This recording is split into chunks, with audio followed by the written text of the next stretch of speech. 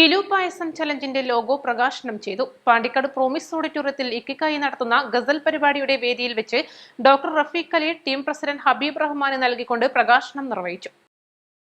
ഭിന്നശേഷി കുട്ടികളുടെ ഉന്നമനം ലക്ഷ്യം വെച്ച് പ്രവർത്തിക്കുന്ന സംഘടനയാണ് ഇലു.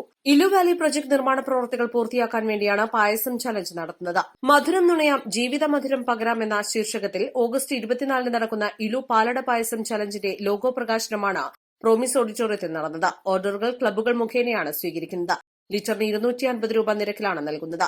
മഞ്ചേരിയില് 1000 ഭിന്നശേഷി കുരുന്നുകൾക്ക് ഒരേ സമയം സേവനം നൽകാൻ കഴിയുന്ന രീതിയിലുള്ള ഒരു വലിയ പദ്ധതി അതിന്റെ അവസാന ഘട്ടത്തിലാണ്. ഇലു വാലി പദ്ധതി എന്നാണ് അതിന്റെ പേര്.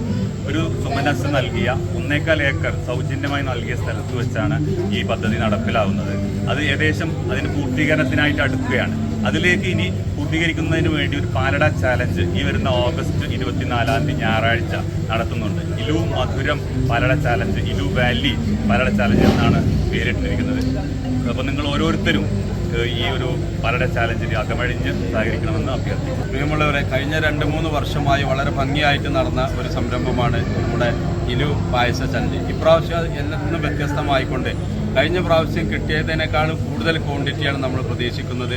പാണ്ടിക്കാട് ഗ്രാമപഞ്ചായത്തിലെ മുഴുവൻ ക്ലബ്ബുകളും അത് ഏറ്റെടുക്കുകയും അത് ഒരുമിച്ച് അത് വിതരണം ചെയ്യുന്ന ഒരു സംവിധാനമാണ് ഇപ്രാവശ്യം ഏർപ്പെടുത്തിയിട്ടുള്ളത്. അതുകൊണ്ട് ഈ നാട്ടിലെ എല്ലാ ക്ലബ്ബുകളും ഈ ഒരു സംരംഭവുമായി സഹകരിക്കണമെന്ന് അഭ്യർത്ഥിക്കുന്നു. ചടങ്ങിൽ അഷ്റഫ് പിലാക്കൽ, ഡോക്ടർ ഫിറോസ് ഖാൻ, അജയ് രാഘവൻ, വിവിധ ക്ലബ്ബ് ഭാരവാഹികൾ തുടങ്ങിയവർ സംബന്ധിച്ചു. East live, Pandikkad.